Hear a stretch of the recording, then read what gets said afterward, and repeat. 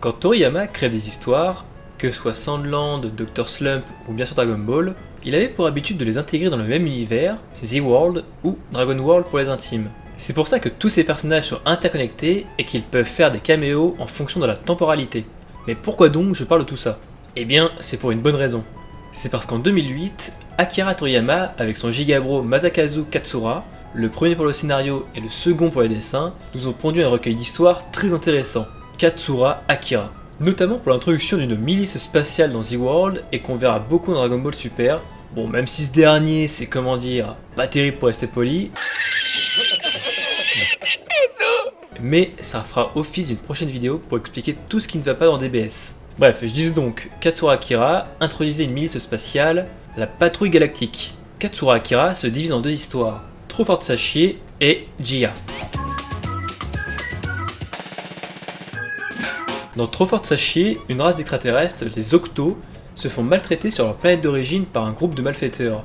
Ils viennent donc solliciter l'aide de Zarido, le champion du monde d'arts martiaux en catégorie junior, mais aussi par un concours de circonstances, la fille d'un grand champion japonais, Sachi Omoshi, parce que la patrouille galactique ne répond pas à leurs appels.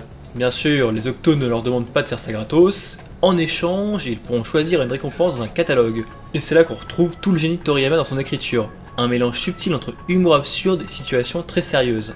Zarido, lui, qui hésite entre des haricots pour honorer son village de la famine, ou des graines d'arbres pour assurer l'avenir, en contraste total avec Sashie, qui veut un soin de la peau pour enlever une tache de naissance qu'elle a sur le fiac, parce que les garçons se foutent de sa gueule.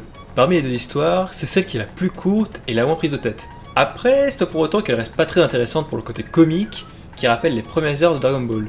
Y a pas de souci, on reconnaît clairement la patte de Toriyama, c'est du solide et vous passerez un très bon moment en la lisant. Mais, le gros du morceau, ce qui est vraiment intéressant, c'est la seconde histoire, Gia. Alors si comme moi, vous aimez Dragon Ball et son côté épique, vous n'allez clairement pas être déçus.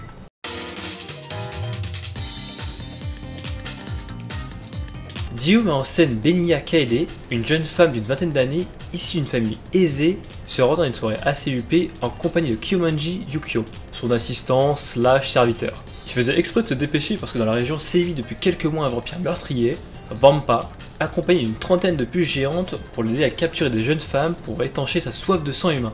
Pas de chance pour eux, sur la route ils se font prendre dans un guet-apens par un groupe de bandits. Au même moment, Gia, un patrouilleur galactique franchement débarqué, enquête sur la mystérieuse disparition d'un de ses collègues, Stess, un autre patrouilleur galactique. De plus, ce dernier avait indiqué dans son rapport que la planète n'avait pas la peine d'être sauvée à cause de ses habitants et de son environnement. Gia intervient pour sauver Kaede et Kyomanji des bandits, puis les accompagnera pour en apprendre plus sur la disparition du fameux Stess.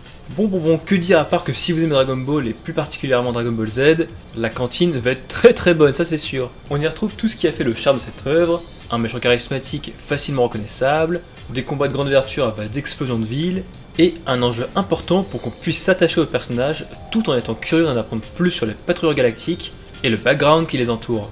Et le dessin de Katsura vient sublimer le style de Toriyama, on comprend clairement que ces deux-là sont des amis de longue date, parce qu'il s'approprie parfaitement son style tout en gardant sa touche personnelle, et on le ressent avec le chara-design de Vampa qui est plus diabolique qu'un méchant de Dragon Ball par exemple.